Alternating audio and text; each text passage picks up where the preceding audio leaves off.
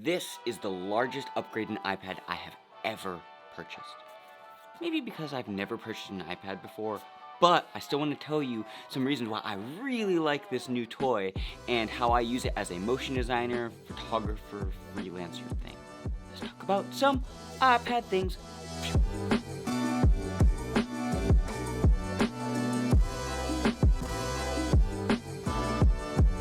Alright, so obviously we are talking about the iPad Air 2022 edition, and let's get the main thing out of the way. The entire package that I purchased cost $1,184.95.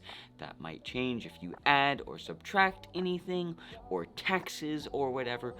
That is what I paid though, for all of the stuff I got. Now, does it do the things that I want it to do? First, does it edit photos? Why, yes it does. It edits them quite well, especially with the M1 chip. Take a look at this photo I edited. I'm pretty happy with it, and I had no issues importing my photo onto my iPad and using Lightroom to create this photo.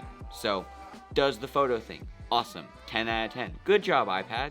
Now what else does it do? It does Procreate. Now, I'm a 3D artist, so I can't draw. Look at these illustrations though. I'm pretty happy with them, and what I like about Procreate is that there's a lot of features in it that really help hold my hand effectively while I'm practicing my illustration skills. Now, I'm not using Procreate just as a toy, it's actually a good storyboarding tool for me. So if I have a concept for a client, I can sketch out the idea before I do any test shots or 3D samples. I can just be like, here's the general sequence of things with some simple illustrations. So Procreate is a great tool for my workflow as a 3D artist, so I'm gonna also give that a 10 out of 10. Awesome show, great job, iPad. You're doing a good job on creating a feature that I'm actually gonna use regularly as a 3D artist.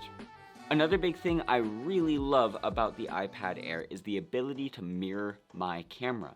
What does that mean? Well, I can do this. I can go to the Sony imaging app and then click on start with my camera there, click OK, and then join the Wi-Fi network that my camera creates, and in just a moment, boop, there is my feed. There is me. That's awesome. Now, why would you ever need something like this? The Sony a7S III has a flip screen. Well, I can be on a shoot with a client who might be curious on what the shoot looks like or what the shot is looking like, and I can be like, hey client, do you want to see without getting behind my camera because I'm running with a gimbal or something? Here you go, enjoy, have fun. So this is a really cool tool that I'm excited for when I'm going to be shooting some on-site interviews with clients there. I can just be like, hey, take a look at the shot. If you feel like you want to art direct this at all, it's a little bit easier than looking at the really tiny screen behind the camera. Plus, it makes it easier for me because then I don't have someone looking over my shoulder trying to dial in camera settings. Now, obviously say, hey, please don't touch these buttons, because if you touch them, you're gonna mess up my shot, and I really don't want that. But outside of that thing, it's really cool to have a mirror for my DSLR. Now, is it worth recommending in 2022? If you have an iPad already, maybe not, but here's why I bought it. Here's the full reason why I made this video. Habit management, because I'm bad with social media, and sometimes I have to delete those apps off my phone because otherwise I will just be like mindlessly scrolling, going out to dinner, and girlfriend is like, why are you scrolling Instagram? Or why are you getting anxiety from not getting enough likes? And really, the phone is a bad habit for me. So I bought the iPad to scroll on social media instead. That seems counterintuitive. However, how big is this?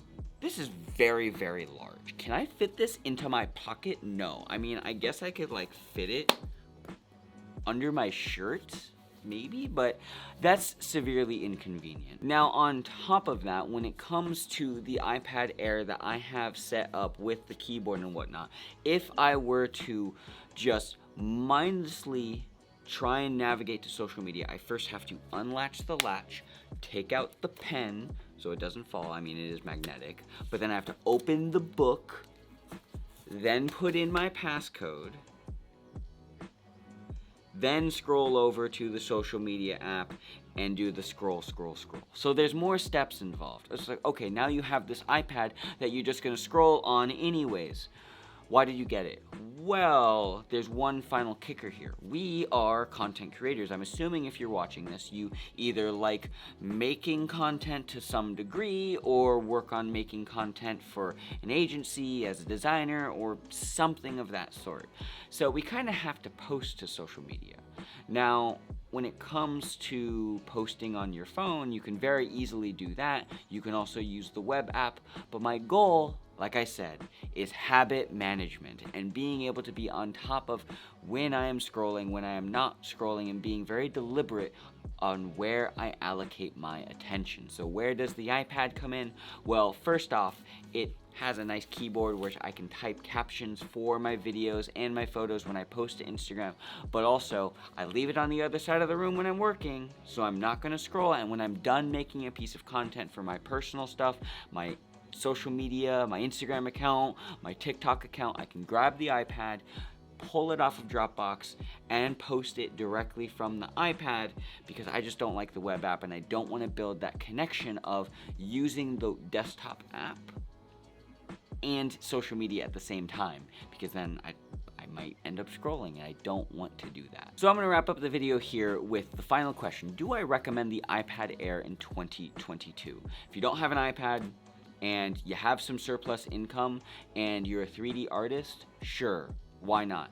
If you are a photographer and you need a mobile workstation, something where you can turn around content very, very quickly, absolutely, 100%. This is a really cool tool, and I'm super excited to bring this on trips so then I can take a couple photos, do some edits, and then pump them out right away because we all know that time is money. If you are a cinematographer and you do a lot of interview stuff, this might be useful for your client to see what the angle is looking like before you hit the record button, so it helps create that peace of mind for your client. So now for me, the iPad Air is now my new tool to post to social media and consume a little bit more and be very intentional on how I allocate my attention.